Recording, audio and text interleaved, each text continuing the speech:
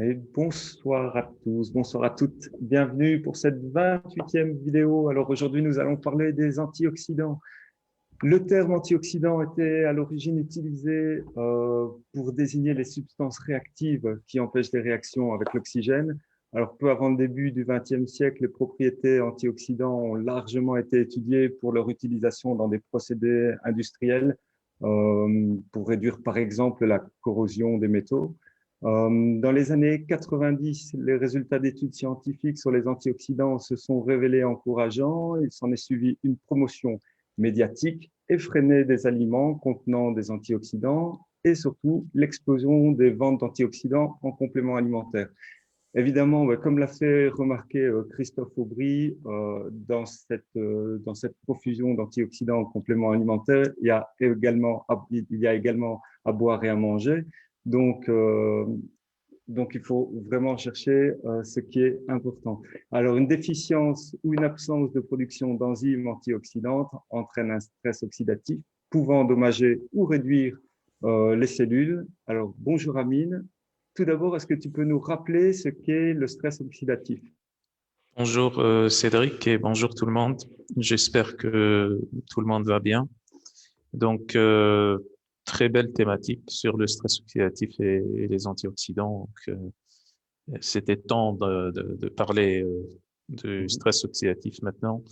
Donc, le stress oxydatif qui est en réalité un processus physiologique normal qu'on trouve chez tous les êtres vivants. Donc, tous les êtres vivants qui soient unicellulaires ou plus évolués, donc vont développer du stress oxydatif. C'est inhérent à la vie et c'est comme ça. Donc tout ce qui est vivant produit des radicaux libres, des espèces réactives d'oxygène et de nitrogène, ce qui donne ce qu'on appelle le stress oxydatif et le stress nitrosatif. Maintenant, ce qui est important de rappeler ici, c'est que le stress oxydatif en tant que tel est intéressant jusqu'à un certain niveau lorsqu'il est bien maîtrisé par ce qu'on appelle le pool d'antioxydants.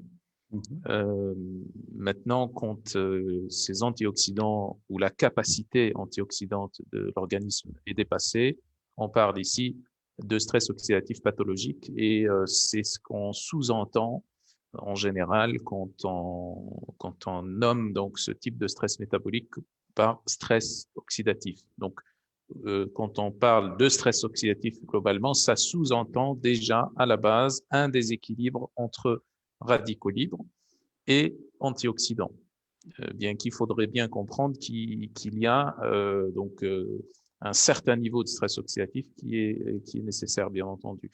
Donc, si on voulait définir le stress oxydatif dans ce sens de stress métabolique, pathologique, etc., destructeur pour les cellules, etc., ça serait un déséquilibre de la balance radicaux libres, ce qu'on appellerait aussi espèces réactives d'oxygène et de nitrogène, et antioxydants. Et quand on dit antioxydants, c'est pas uniquement les molécules antioxydantes, ce sont tous les systèmes métaboliques de l'antioxydation.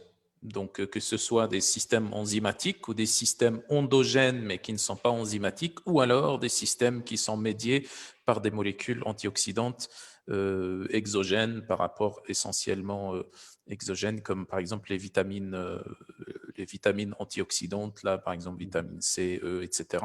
Donc, cela, l'organisme ne les fabrique pas et on a besoin d'un apport exogène.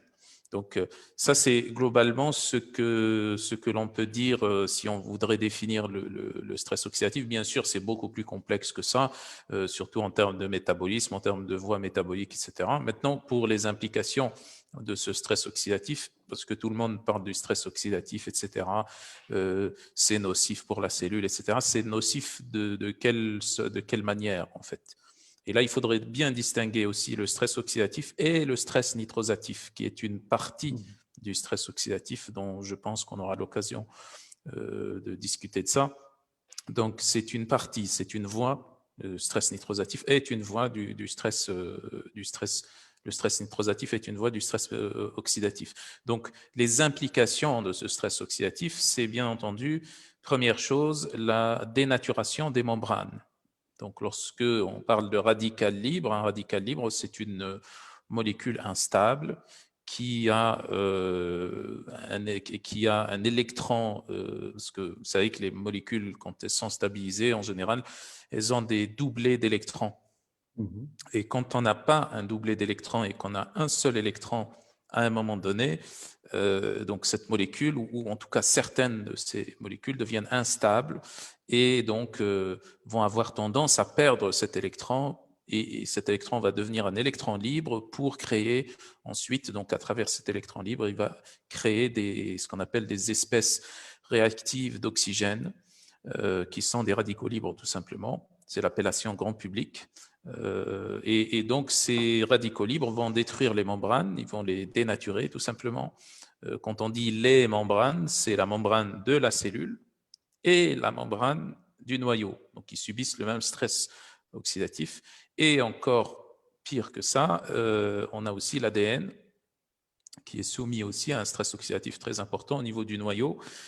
Et donc la dénaturation de l'ADN, notamment surtout au niveau des sites CPG, les sites CPG, c'est au niveau de l'ADN. Vous savez que c'est une double hélice et c'est composé l'ADN est composé d'une succession de bases nucléiques.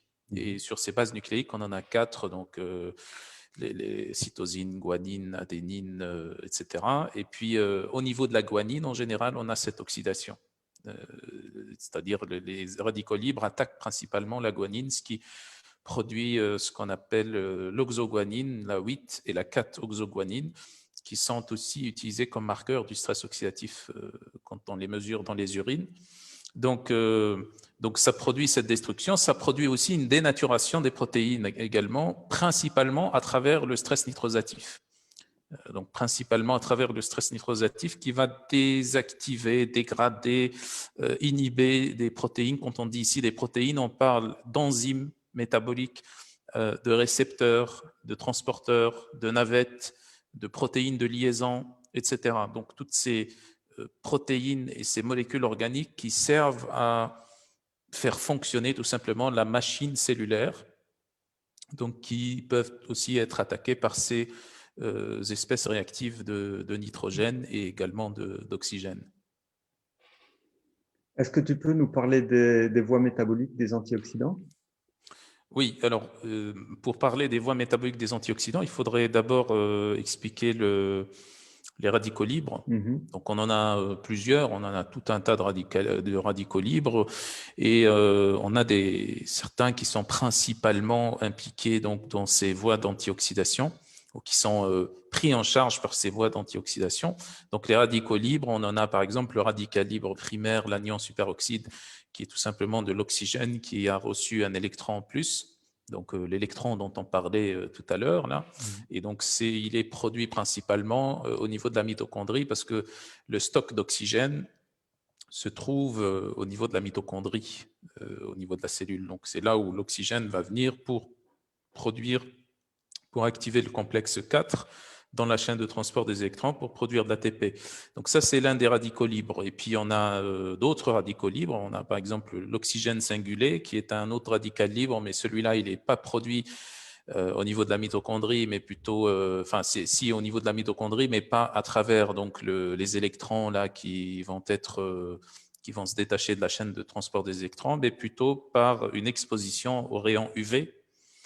Donc une exposition aux rayons UV produit ce type d'oxygène singulé, donc va exciter l'oxygène pour qu'il devienne une espèce réactive. On a également le peroxyde d'hydrogène, dont on va parler juste après. Et puis on a également le radical hydroxyle, qui est un autre radical libre ou espèce réactive d'oxygène également qu'on va aborder. Et puis on a le peroxynitrite, qui est l'espèce réactive de nitrogène principale.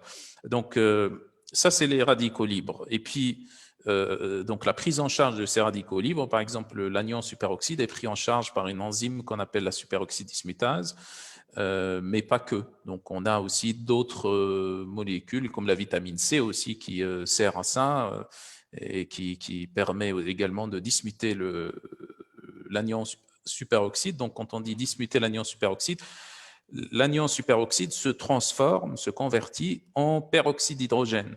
Donc cet autre radical libre qui est sensiblement moins dangereux que l'anion superoxyde. Donc, quand on dit peroxyde d'hydrogène, c'est H2O2, c'est le fameux ou la fameuse eau oxygénée.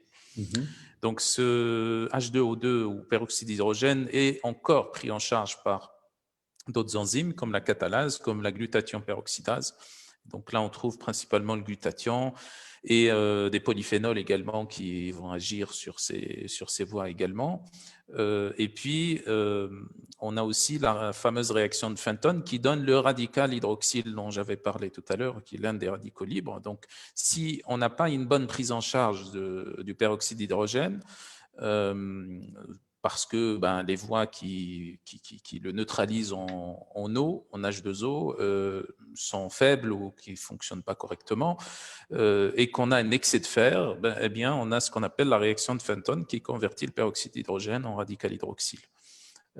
Et donc, le radical hydroxyle est aussi pris en charge notamment et surtout par des polyphénols ou par le glutathion ou par des vitamines comme la vitamine C aussi qui est très importante. Donc, ça, c'est globalement les voies métaboliques du stress oxydatif. On pourrait ajouter à cela la voie du stress nitrosatif ou de la production de ce qu'on appelle le peroxynitrite, l'espèce réactive de nitrogène. Donc, à travers, si on a trop d'anions superoxyde, vous vous souvenez, le premier radical libre là, qui est pris en charge par la superoxydismutase. Donc, si on n'a pas suffisamment de superoxydismutase, si on n'a pas suffisamment de vitamine C et suffisamment de polyphénol, l'anion superoxyde s'accumule et va se lier avec une autre molécule de signalisation très importante qui est l'oxynitrique. Donc l'oxynitrique qui produit aussi, qui a des effets très intéressants sur l'organisme en lui-même, l'oxynitrique n'est pas dangereux. Donc il produit par exemple la vasodilatation, il permet le fonctionnement des macrophages, la régénération des tissus, etc. Mais quand on a un excès d'anion superoxyde, cet anion superoxyde va avoir tendance à se lier avec l'oxynitrique. Et ça donne le peroxynitrite, qui est une espèce réactive de nitrogène également. Donc, et là, pour diminuer le stress nitrosatif, il faudrait tout simplement diminuer l'anion superoxyde grâce aux enzymes qu'on avait citées, superoxydismutase et vitamine C, etc. Donc, ça, globalement, beaucoup plus, ça devrait être beaucoup plus détaillé, mais c'est un résumé d'un résumé de ce qu'on pourrait avoir sur les voies métaboliques du stress oxydatif. Je compte sur toi et je sais à quel point tu pourrais nous en parler pendant une journée, 2 journées, 3 journées même. Donc, merci d'avoir fait un résumé du résumé. Est-ce que tu peux me parler maintenant de le rapport entre l'inflammation et le stress oxydatif, justement? Ça, c'est une question très importante parce que d'habitude, on parle du stress oxydatif, en fait, et on dit stress oxydatif, stress nitrosatif, stress glycan, inflammation, ceci, cela, etc., telle voie, et on parle de ces voies comme si c'était complètement déconnecté les unes des autres et comme si c'était, comme s'il y avait quelque chose dans l'organisme qui est caché dans un coin qu'on appelle stress oxydatif et autre chose qu'on appellerait inflammation et qui n'ont rien à voir avec les uns avec les autres. En fait, c'est pour ça que j'ai employé au début cette dénomination de stress métabolique. Donc, le stress métabolique, c'est l'ensemble de tout ça. Donc, stress nitrosatif, déjà on avait compris que le stress nitrosatif dépendait du stress oxydatif, le stress oxydatif en lui-même, le stress glycan ou la glycation, et puis également l'inflammation. Donc, tous ces processus-là, on pourrait les étiqueter comme étant un stress métabolique. Un stress métabolique qui a plusieurs processus, qui est médié par plusieurs processus et plusieurs voies. Donc, la relation entre l'inflammation et le stress oxydatif, c'est une relation complexe. Complexe, ça ne veut pas dire compliqué. Complexe dans le sens où il n'y a pas on va dire, de cause à effet. C'est-à-dire le stress oxydatif peut très bien causer l'inflammation et l'inflammation aussi peut très bien causer le stress oxydatif, dans le sens où quand on a du stress oxydatif dans une cellule, par exemple, eh bien, il y aura forcément et certainement de l'inflammation parce que là où il y a destruction des membranes, destruction des structures, destruction des protéines, eh bien, le système immunitaire intervient pour réparer et nettoyer et, si nécessaire, induire ce qu'on appelle la mort cellulaire programmée ou l'apoptose si les dommages donc dus au stress oxydatif atteignent l'ADN et que la cellule aurait plus tendance à se transformer en une cellule cancéreuse ou qui est déjà une cellule précancéreuse. À ce moment-là, les cellules du système immunitaire vont venir, les NK naturellement, qui vont induire l'apoptose, la cellule sera détruite et régénérer de nouveau une autre cellule pour remplacer. Et on a aussi les macrophages qui viennent aussi intervenir pour nettoyer tout ce qui a été détruit. Donc ça, c'est de l'inflammation. Donc le stress oxydatif engendre de l'inflammation. Et si on a, là je vous ai parlé uniquement d'une cellule, mais si on a, on va dire, tout un tissu ou tout un organe qui est sous stress oxydatif, bien entendu, il y aura une inflammation dans tout l'organe ou tout le tissu. Et dans le sens contraire aussi, c'est exact, puisque si on a pour une raison ou une autre une inflammation qui, par exemple, pour une infection, pareil pour un manque de régénération, etc., dans ce sens-là, on va avoir également une inflammation. Et cette inflammation va produire du stress oxydatif. Comment qu'elle produirait du stress oxydatif? Parce que l'inflammation, tout simplement, va faire intervenir des cellules qui vont phagocyter, comme les macrophages, par exemple, ou comme les polynucléaires neutrophiles. Et ceux-là, ils ont un système de production du stress oxydatif à l'intérieur. Par exemple, les macrophages produisent du stress oxydatif à l'intérieur d'eux-mêmes, à l'intérieur du macrophage. Pourquoi? Parce que quand ils vont phagocyter quelque chose, un pathogène, un morceau de tissu, une molécule, etc., une toxine, il faudrait la détruire. Et cette destruction qui s'opère dans le macrophage, elle s'opère par le stress oxydatif et par le stress nitrosatif. Et donc, quand ce macrophage, puisque le macrophage ne peut pas faire, en moyenne, ne peut pas faire plus de 20 cycles de phagocytose, au bout de cela, ben, il a une durée de vie. Donc, quand il est détruit, tout ce qu'il y a à l'intérieur, qui sont des radicaux libres, des espèces réactives, et ils vont sortir et ils vont créer aussi du stress oxydatif. Donc, on a donc une relation de cause à effet complexe, mais dans les deux sens, entre stress oxydatif et inflammation. Et on pourrait dire que quand on a de l'inflammation, on a du stress oxydatif, et quand on a du stress oxydatif, on a de l'inflammation. Et c'est pareil pour tout le reste des autres types du stress métabolique. Alors, merci. Peut-être une question surprise. En fait, pour être tout à fait transparent, hein, le laboratoire pour lequel je travaille, pour lequel tu es consultant, on a créé un produit pour lequel tu as participé, hein, qui s'appellera Global Antiox, qui reprend la vitamine C, qui reprend le CoQ10, le resveratrol, les OPC et le thé vert. Qu'est-ce que tu peux nous dire sur ces 5 molécules? Alors justement, ça c'est une très bonne question aussi. C'était la Pourquoi on question avait, surprise. oui, voilà, pourquoi on avait choisi ces 5 molécules? Parce que tout simplement, bien sûr, quand on parle des antioxydants, là, on a des milliers de molécules qui sont des molécules antioxydantes, que ce soit des antioxydants enzymatiques, des enzymes qu'on a, et j'avais cité quelques-unes tout à l'heure, que ce soit aussi des molécules endogènes. Et j'en avais aussi cité quelques-unes, comme le glutathion, par exemple, est une molécule, pardon, c'est pas une enzyme, c'est un tripeptide qui est synthétisé par l'organisme de façon endogène et qu'on peut aussi avoir de l'extérieur. Et puis, on a aussi d'autres molécules qui proviennent par rapport exogène. Et donc, parmi ces molécules qui proviennent par rapport exogène, on a les vitamines, les différentes vitamines, là, et également les polyphénols. Et ça, c'était la réflexion, c'est de dire que la vitamine C, qui est une molécule qu'on ne peut pas synthétiser, qui est une molécule essentielle dans le sens où l'organisme ne peut pas la synthétiser, est une molécule extrêmement importante en tant qu'antioxydant. C'est même l'antioxydant de référence parce que ça intervient dans tous les tissus, dans toutes les cellules de l'organisme, on trouve des récepteurs à la vitamine C. Ça veut dire quoi qu'on a des récepteurs? Ça veut dire que la vitamine C fonctionne sur toutes les cellules, absolument toutes les cellules. Bien sûr, il y a des affinités sur, par exemple, les vaisseaux sanguins.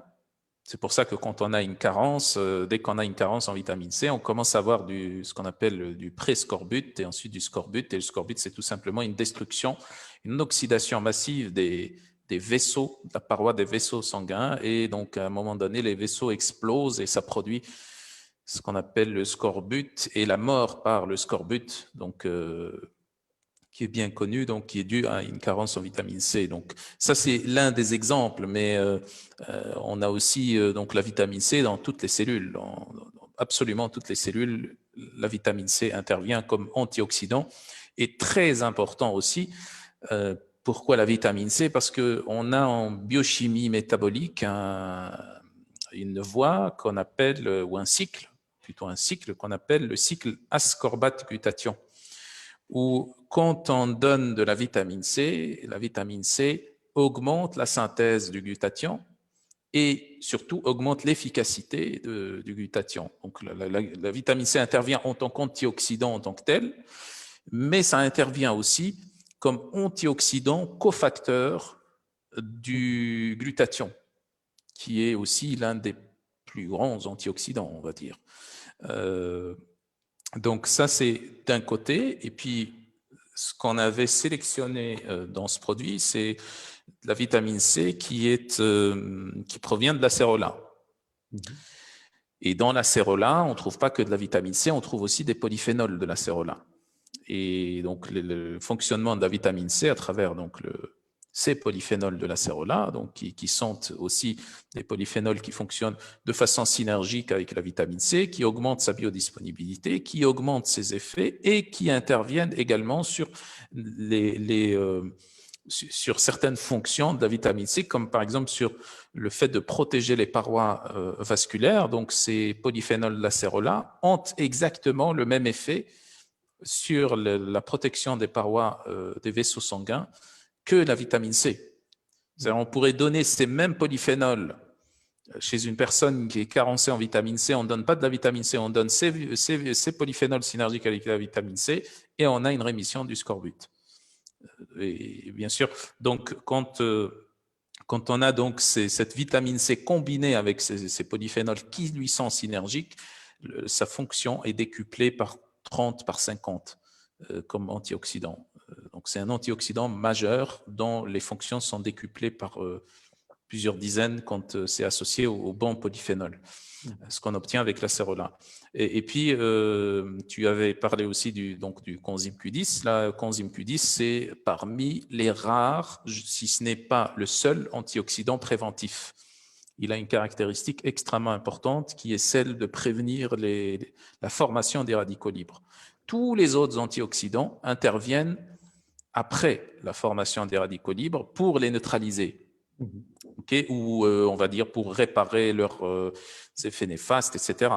Mais ce n'est qu'après la formation de ces radicaux libres que les autres antioxydants interviennent, qu'ils soient des antioxydants enzymatiques, comme je l'avais décrit, qu'ils soient d'autres antioxydants d'autres types, etc. Mais le coenzyme Q10, c'est un antioxydant qui prévient la formation, qui empêche la formation de radicaux libres. Comment? Tout simplement, le coenzyme Q10, où est-ce qu'on le trouve? Dans la mitochondrie, ou exactement dans la deuxième voie métabolique de la mitochondrie, dans la chaîne de transport des électrons dont on avait parlé, là, où il y a l'oxygène qui vient interagir avec le complexe 4 pour produire de l'ATP. Et donc ici, on trouve dans complexe 1, complexe 2, coenzyme Q10.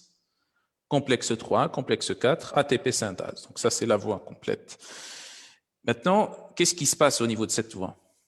Comme son nom l'indique, c'est une voie qui va transporter des électrons. Donc c'est un transfert d'électrons d'un complexe à un autre, d'une molécule, d'un complexe moléculaire à un autre. Et donc ici, le complexe 1 et 2 vont donner leurs électrons au coenzyme Q10, qui lui va les transférer au complexe 3. Imaginons maintenant qu'il n'y a pas suffisamment de coenzyme Q10 ici. Qu'est-ce qui va se passer? On va avoir certains électrons, c'est-à-dire si on a suffisamment d'électrons d'un côté, alors que le coenzyme Q10 ici sa quantité n'est pas suffisante, certains électrons vont se libérer et vont aller activer l'oxygène pour produire le fameux radical libre, anion superoxyde, qui est un radical libre. Et c'est de cette façon que le coenzyme Q10 empêche la formation même et la genèse même du stress oxydatif. Donc, si on a suffisamment de coenzyme Q10, on empêche la formation du radical libre, lequel? Le radical libre premier. C'est-à-dire celui qui sera converti, s'il est là, il sera converti par la superoxydismutase en peroxyde d'hydrogène, un autre radical libre. Si ce peroxyde d'hydrogène s'accumule, il va donner le radical hydroxyle. Donc, c'est le tout premier radical libre. Donc, quand on empêche sa formation, on empêche la formation des autres radicaux libres. Donc, ça, c'est le fonctionnement et l'effet du coenzyme Q10. Et je pense que là, on avait détaillé ça dans de précédentes vidéos sur la mitochondrie, sur le coenzyme Q10, une autre vidéo, interview avec Dr Stéphane Résimont, etc. Donc, tout ça, on peut le trouver sur la page. Et puis, également, on avait aussi sélectionné 3 autres polyphénols, donc resveratrol notamment,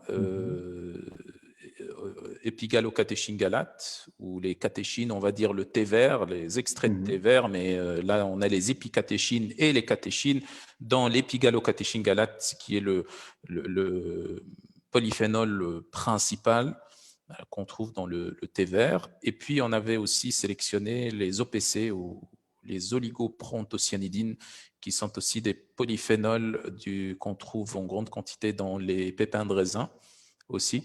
Donc, pourquoi ces polyphénols? Parce que ce sont des polyphénols majeurs dans l'antioxydation.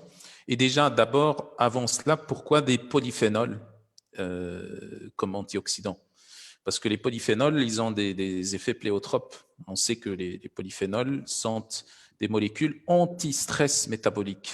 Ce n'est pas uniquement des molécules qui sont antioxydantes, anti-stress métabolique en général, anti-stress glycan, anti-stress nitrosatif, anti-stress inflammatoire, donc anti-inflammatoire, anti-cancéreux, donc protecteur de l'ADN et de la cellule, antimicrobien également. Donc, tout ce qu'on avait expliqué tout à l'heure dans la question sur la relation entre l'inflammation et le stress oxydatif, les polyphénols ont cet effet qui est antioxydant, mais qui, on va dire, est antioxydant dans une approche intégrative. C'est-à-dire que au lieu d'aller donc combattre les antioxydants, plutôt les radicaux libres eux-mêmes, eh bien, on va faire en sorte qu'il y a moins de radicaux libres en diminuant le stress métabolique. Donc, en diminuant l'inflammation, la cancérogénèse, le stress glycan, le stress nitrosatif, etc.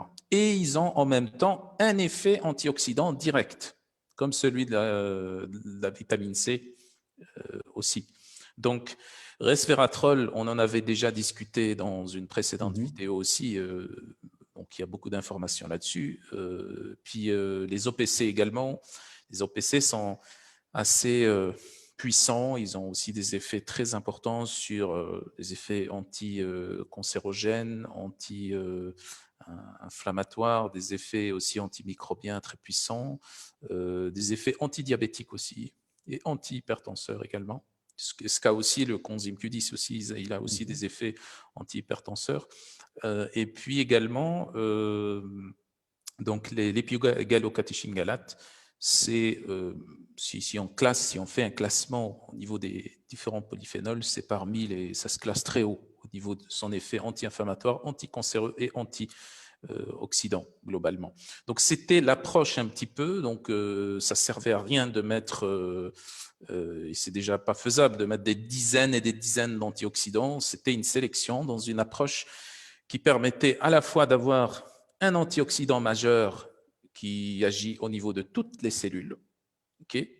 Je rappelle que pour les autres antioxydants, la vitamine E, vitamine A, qui sont des antioxydants majeurs aussi, mais qui sont des molécules liposolubles. Donc, ils ont beaucoup plus d'affinité pour certains organes, certains tissus qui sont des organes et des tissus lipidiques, ce qui n'est pas le cas de la vitamine C qui agit partout. Donc ça, c'est une première chose. Un antioxydant préventif, donc là, il n'y a pas mieux que le coenzyme Q10, et des polyphénols, un ensemble de polyphénols synergiques qui fonctionnent ensemble et qui sont extrêmement puissants contre le stress métabolique, stress oxydatif et l'inflammation. Donc comme ça, on a une réduction très importante du du stress oxydatif, pas en agissant uniquement sur les voies du stress oxydatif, mais aussi sur toutes les autres voies connexes qui font que indirectement on puisse avoir plus de stress oxydatif. Merci pour toutes ces explications. Alors, tout à l'heure, tu nous parlais justement des antioxydants endogènes, exogènes. La question qu'on se pose perpétuellement, c'est est-ce que le fait de supplémenter en antioxydants réduirait les antioxydants endogènes? Ça, c'est typiquement une question de sportif. Ouais. Donc, parce que oui, c'est vrai qu'il y a eu à un certain moment un débat dans ce sens. Et quand je dis un débat, c'est pas un débat, c'est un débat étude interposée où on parlait du fait que ce qu'il faut bien comprendre ici, c'est que la configuration métabolique des antioxydants et des voies métaboliques des antioxydants n'est pas la même que celle quand même des hormones, où quand on donne une hormone, à un moment donné, ça diminue la production endogène quand on donne par voie exogène. Donc on n'a pas du tout cette configuration au niveau des antioxydants, puisque on a exactement le contraire en fait. Tout à l'heure, j'avais parlé du cycle ascorbate-glutathion. Donc, quand on donne de la vitamine C, le glutathion fonctionne mieux. Quand on donne des polyphénols, justement, on épargne le stock d'antioxydants, le pool d'antioxydants qu'on a. On va l'épargner parce que les polyphénols, ils ont des effets pléotropes extraordinaires. Il y a des polyphénols qui sont 50 000, voire 100 000 fois plus antioxydants que la vitamine C, qui est l'antioxydant de référence.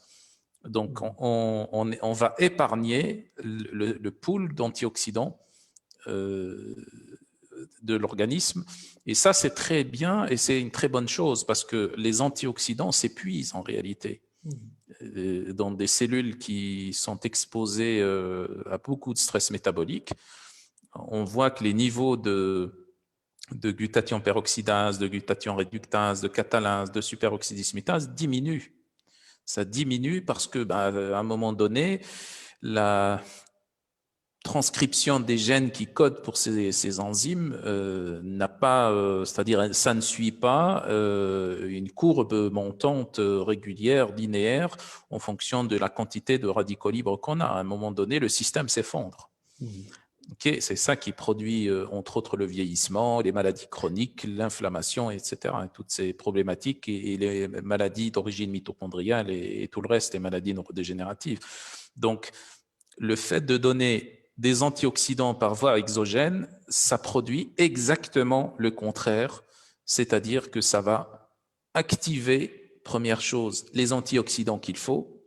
Deuxième chose, ça va préserver, optimiser le fonctionnement donc des voies de l'antioxydation, ça va préserver le pool des antioxydants de l'organisme qui quand même sont très très importants, que ce soit chez les sportifs ou chez tout le monde, des sédentaires, des personnes en bonne santé apparente ou des personnes, des patients ou des personnes dans un état grave.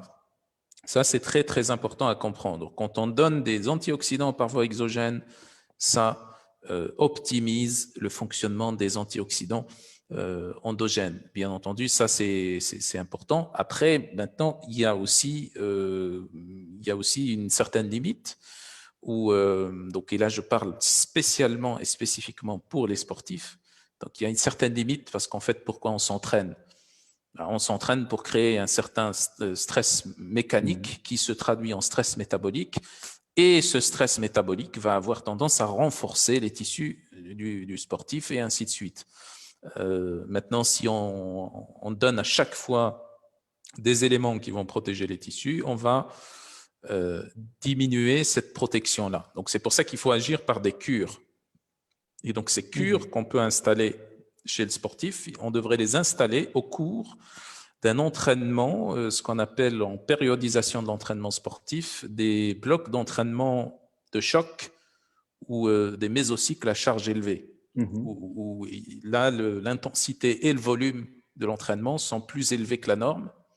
Et là, pour protéger, parce que ça, c'est vraiment, on va à fond, on augmente la charge d'entraînement, là, ça va augmenter le stress métabolique de façon très importante. Et là, il faudrait bien protéger.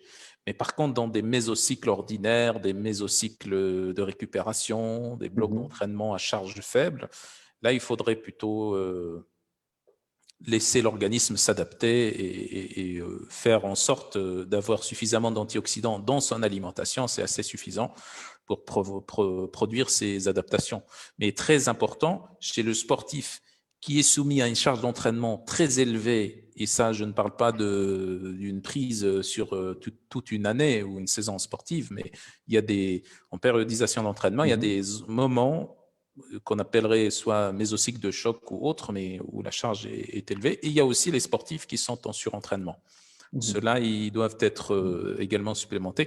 Bien sûr, tout le reste aussi, et je pense qu'on va en parler, les patients, etc. Donc aussi, c'est très important aussi de prendre en considération donc, ce type de cure.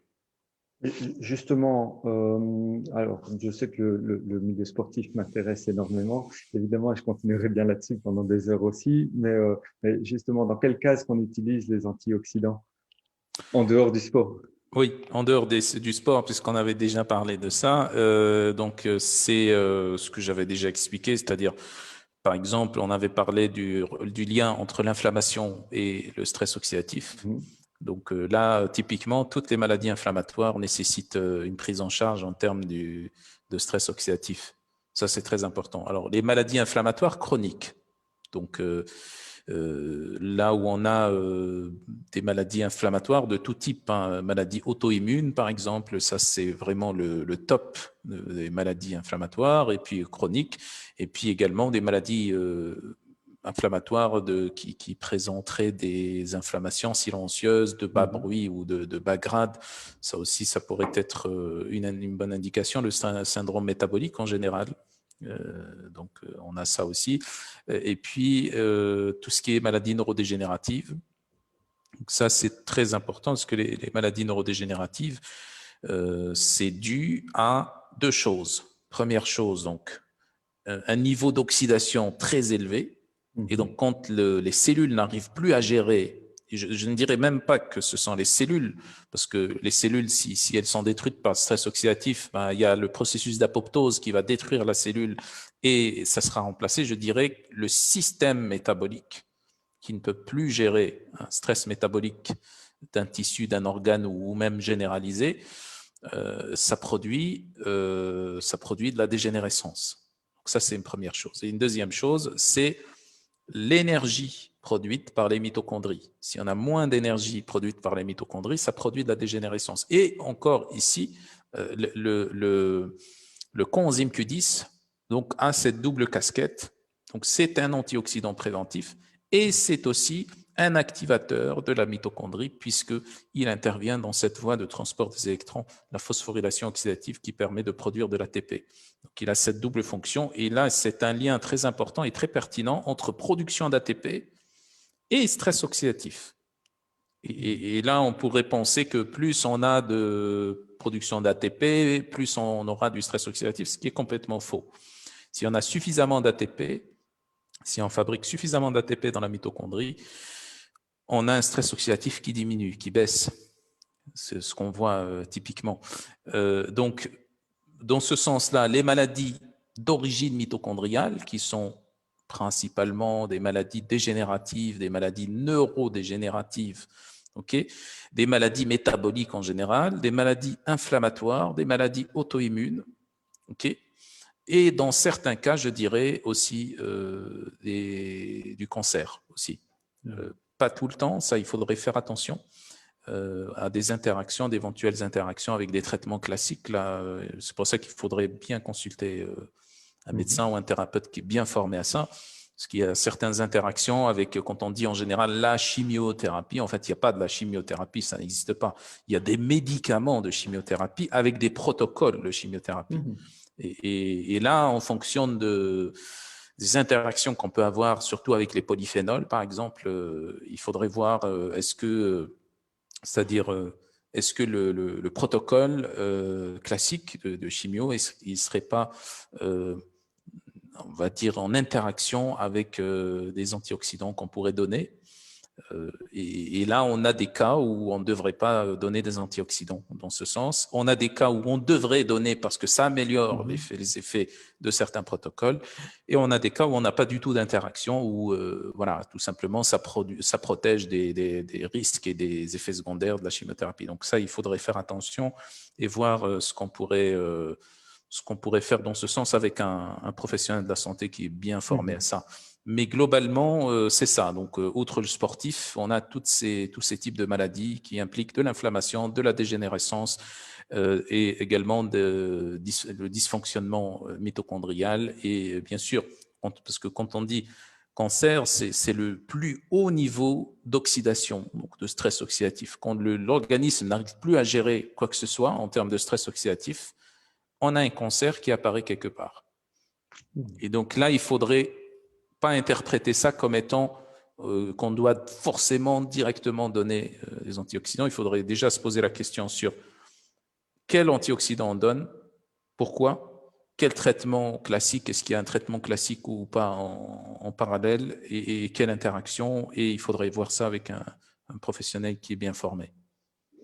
Justement, tu en parles ici déjà en partie, mais et ce sera ma dernière question pour ce soir. Est-ce qu'il y a des contre-indications? Oui, les contre-indications, c'est pas des contre-indications strictes parce qu'ici je ne pourrais pas détailler tout, tout ça. Donc c'est ce que j'avais expliqué par rapport au cancer. Éventuellement, il pourrait y avoir certaines contre-indications. Donc ça c'est à voir. Donc comme j'ai dit, on a différents statuts. On a des statuts où ça interagit avec le traitement classique. Et quand on dit que ça interagit, c'est-à-dire que soit ça augmente sa toxicité, donc ce qui n'est pas bon. D'autres diront, entre parenthèses, que ça augmenterait plutôt son efficacité, donc à voir. Et puis également, donc ça pourrait aussi diminuer son efficacité aussi. Ce qui serait dommage si on part sur cette hypothèse de traitement classique. Donc, et puis, donc, dans ce sens-là, il faudrait faire attention à ça. Parce que, encore autre chose de très important par rapport au cancer, en général, les cellules cancéreuses sont connues pour avoir des niveaux très bas d'antioxydants. Les cellules cancéreuses elles-mêmes. Donc, il y a toujours ce débat contradictoire entre est-ce qu'on donne des antioxydants pour protéger les cellules contre le stress oxydatif et pour empêcher que d'autres cellules évoluent vers des lésions précancéreuses voire cancéreuses, ou est-ce qu'on ne donne pas parce que une partie de ces antioxydants va partir dans les cellules cancéreuses et va les aider à se protéger contre le stress oxydatif qui pourrait être engendré par le système immunitaire, par les macrophages, par aussi le traitement classique de chimiothérapie, etc. Donc ça, c'est vraiment on va dire le débat, le paradigme qu'on a en termes de supplémentation d'antioxydants en ce qui concerne les pathologies cancéreuses et à voir aussi avec un professionnel de la santé formé à ça. Mais outre ça, mis à part ça, j'avais aussi expliqué par rapport aux sportifs, c'est pas une contre-indication, c'est juste que c'est déconseillé chez un sportif quelconque, lambda, qui n'a pas vraiment une charge d'entraînement trop élevée ou autre. Donc là, c'est vraiment déconseillé de prendre des antioxydants sur du long cours. Il faudrait que ça soit des cures bien ciblées. Et donc là, ça produit des effets très intéressants quand c'est sur des cures bien ciblées. Okay. Mais sinon, pour tout le reste, des indications, on peut prendre sans aucun problème quand c'est bien fait et quand c'est bien prescrit par un professionnel de la santé. Eh bien, merci pour toutes ces explications passionnantes par un passionné. Merci beaucoup. La semaine prochaine, si tout va bien, s'il n'y a pas de changement nous concernant, nous parlerons de l'huile de Calanus. Vous verrez bien ce qu'on vous en dit. En tout cas, rien que le nom, je dis que c'est toute une intrigue derrière ça. Je vous donne rendez-vous la semaine prochaine. Je vous souhaite bien évidemment une très belle soirée, une très bonne semaine. Prenez soin de vous et de ceux que vous aimez. Amine, salut, à la prochaine. Merci beaucoup. Merci, très belle soirée. À la semaine prochaine. Au revoir. Au revoir.